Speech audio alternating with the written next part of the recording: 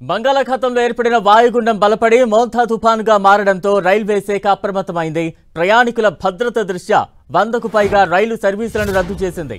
వివిధ ప్రాంతాల మధ్య రాకపోకలు సాగించాల్సిన 43 రైళ్లను తొలుత ఈస్ట్ కోస్ట్ రైల్వే రద్దు చేయగా ఆ తర్వాత మరో 75కు పైగా రైళ్లను రద్దు చేస్తున్నట్లు దక్షిణ మధ్య రైల్వే అధికారులు వెల్లడించారు.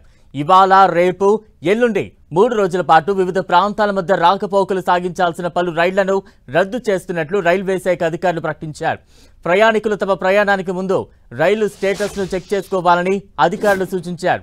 రద్దయిన రైళ్ల జాబితాలో సూపర్ ఫాస్ట్ ఎక్స్ప్రెస్ ప్యాసింజర్ రైళ్లు ఉన్నాయి.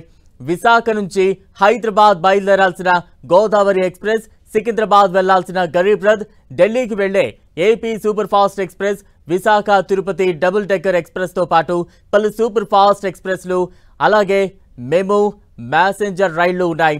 విజయవాడ నుంచి పలు ప్రాంతాలకు నడిచే రైళ్లను అధికారులు రద్దు చేశారు.